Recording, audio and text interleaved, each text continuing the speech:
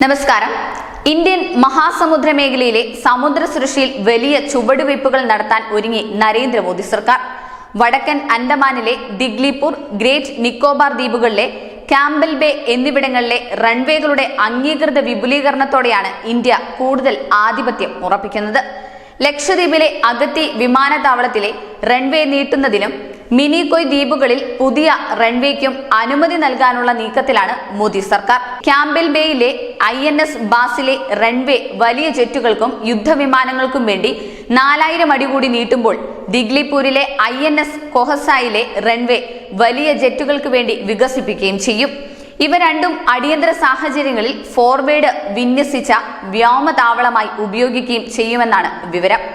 ഇന്തോനേഷ്യയിലെ ബന്ദ ആഷിയിൽ നിന്ന് 150 കിലോമീറ്റർ അകലെയുള്ള ഗ്രേറ്റ് നിക്കോബാറിലെ ഗലാത്തിയ ബേയിൽ ഒരു ട്രാൻസ്ഷിപ്മെന്റ് ബേ സ്ഥാപിക്കാനുള്ള നിർദ്ദേശത്തിന്റെ ഭാഗമായി ഉയർന്ന പവർ റഡാർ സ്ഥാപിക്കുന്നതിന് പുറമെയാണ് ക്യാമ്പൽ ബേയിലെ റൺവേ വിപുലീകരിക്കുന്നത്. മാലിദ്വീപിൽ നിന്നും വെറും 300 കിലോമീറ്റർ അകലെയാണ് മിനിക്കോയ് ദ്വീപുകൾ. സൂയസ് കനാലിൽ നിന്നും ഗൾഫിൽ നിന്നുമുള്ള പ്രധാന കടൽപാതയിലാണ് ആൻഡമാൻ നിക്കോബാർ ദ്വീപുകളും ലക്ഷദ്വീപ് ദ്വീപുകളും സ്ഥിതി ചെയ്യുന്നത്. ഈ നിർദ്ദേശങ്ങൾ ഉടൻ യാഥാർത്ഥ്യമായാൽ മലാക്ക, സുന്ദ, ലോംബോക്ക് കടലിടുക്ക് വഴി ദക്ഷിണ ചൈന കടലിലേക്കുള്ള എല്ലാ പ്രവേശന റൂട്ടുകളിലും ഇന്ത്യക്ക് സ്വാധീനമുണ്ടാകും. News desk, news India Malayalam.